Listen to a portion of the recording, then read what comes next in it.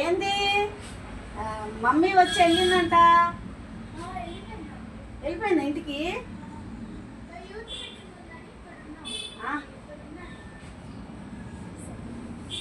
అయిపోయిందా చర్చి?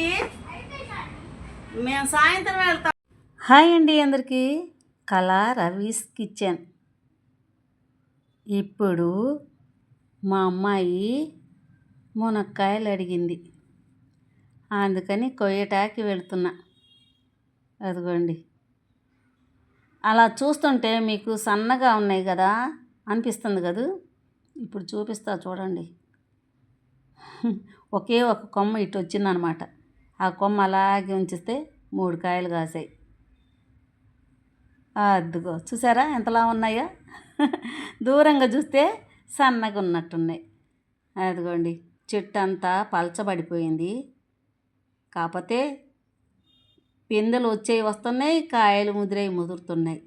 మాకు సరిపోతాయి, మా పిల్లలకి మాకు. ఇంకెవరన్నా మా లైన్లో వాళ్ళు అడిగితే మాత్రం ఇస్తూ ఉంటా. అంతే, పలచగుంది చెట్టు.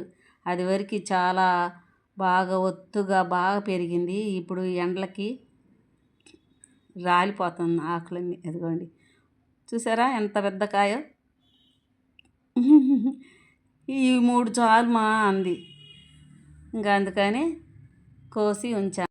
చూడండి, ఈ పొలంలో మిరపకాయలు కోసి పండువి ఎండబెట్టారండి.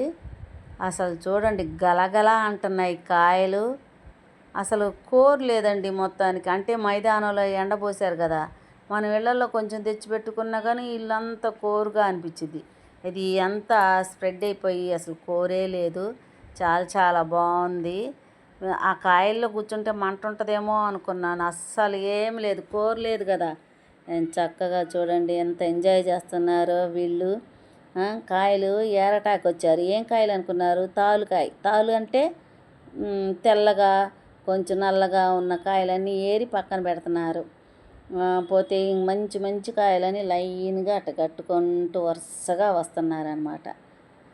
వీళ్ళు కూలీలు చాలా బాగా హ్యాపీగా ఎంజాయ్ చేస్తున్నారు అనుకోండి. ఆ ముచ్చట చెప్పుకొని, సినిమా ముచ్చట్లు చెప్పుకొని అసలు భలే ఉన్నారనుకో. నేను వచ్చి పలకరించగానే ఎంత ఆప్యాయంగా మమ్మల్ని అందరినీ తీయమని ఎంత ఆప్యాయంగా పలకరించారో చెప్పలేం. ఇవి కారానికి పనికొస్తాయా అంటే ఇవి బాగా మంట ఇవి కాదు. అదిగో అటు పక్కన ఎదురుగా ఉన్నారు కొంతమంది ఏరుతున్నారు. అవైతే కారానికి బాగా పనికొస్తాయి అని చెప్తున్నారు. అమ్ముతారంట, అమ్ముతారు. ఓనర్ లేరు. 2 రోజుల తర్వాత రండి, ఓనర్ వస్తారు, ఆయన కొని అమ్ముతారు అని చెప్పారు. సరేలే అని చెప్పి ఇక మేము చాలా చాలా హ్యాపీగా ఎంజాయ్ చేసాం.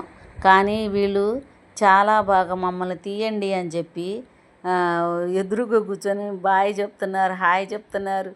చూడండి అంతా పొలం అంతా అయిపోయింది. ఇదంతా పత్తి చేను, అటుపక్క మిరప చేను. చూసారా, ఇక్కడ ఎప్పుడు సంవత్సరం ఇక్కడే ఎండబేస్తారండి మిరపకాయలు. ఇది సొంతూరు అంబాపురం. అయితే మేము చిన్నపిల్లలప్పుడు మాకు స్కూల్ సెలవులు వచ్చాయనుకోండి, మా నాన్న మా అమ్మల్ని అందరినీ మా ఊరు అంబాపురం పంపించేవాడు. అమ్మ ఈ పొలం పనులు చేతరాదని మేము చిన్నోళ్ళం కదా, ఇలాగే లైన్గా డాబా మీద ఎండేసేవాళ్ళు ఆసాములు, మిద్దెల మీద ఎండేస్తే పొద్దున్నే ఉదయాన్నే మా అమ్మ తీసుకెళ్ళి తాలుగా ఏరటానికి వెళ్ళి తీసుకొని వెళ్ళేది. మేము ఏరాక మాకు ఇన్ని ఎండుమిరపకాయలు ఇచ్చేవాళ్ళు. ఇంటికి వచ్చేసాక మళ్ళీ మా అమ్మ అన్నం కూరలు వండి మాకు పెట్టి మళ్ళీ పొలం పనికి వెళ్ళేది. అలా జరిగేది. నాకు అందుకే మా ఊరంటే నాకు చాలా చాలా ఇష్టం.